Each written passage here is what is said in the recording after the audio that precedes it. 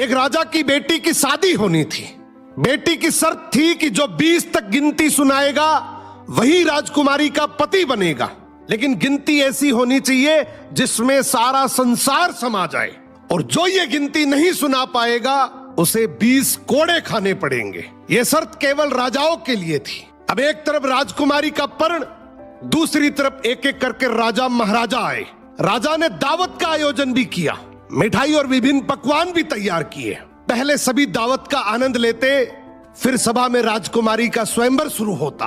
एक से बढ़कर एक राजा महाराजा आते हैं, सभी गिनती सुनाते हैं जो उन्होंने पढ़ी हुई थी, लेकिन कोई भी ऐसी गिनती नहीं सुना पाया जिससे राजकुमारी संतुष्ट हो जाए। अब जो भी आता कोड़े खाकर चला जाता। कुछ राजा तो आगे ही नहीं आए। उनका कहना था कि गिनती तो गिनती होती है। राजकुमारी पागल हो गई, केवल हम सब की बेइज्जती करवाना चाहती है।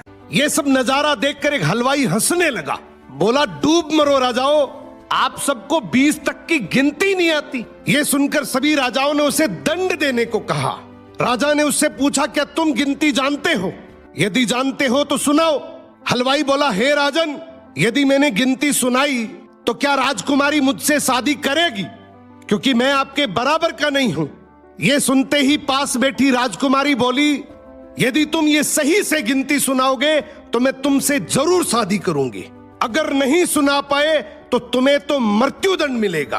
राजा की आज्ञा लेकर हलवाई ने गिनती शुरू की। उसने कहा, 1 भगवान, 2 पक्ष, 3 लोक, 4 युग, 5 पांडव, 6 शास्त्र, 7 वार, 8 खंड, 9 ग्रह, 10 दिशा, 11वां रुद्र, 12 महीने, 13 रत्न, 14 विद्या, 15 तिथि, 16 श्राप, 17 वनस्पति, 18 पुराण, 19वीं तुम और 20वां मैं। ये सुनते ही सब लोग हक्के बक्के रह गए और राजकुमारी हलवाई से शादी कर लेती है। क्या बात? इस गिनती में संसार की सारी वस्तुएं मौजूद हैं। तो जिंदगी में याद रखना, शिक्षा से बड़ा तजुर्बा होता है, डिग्री से ज्यादा अनुभव जरूरी है। क्या बात है।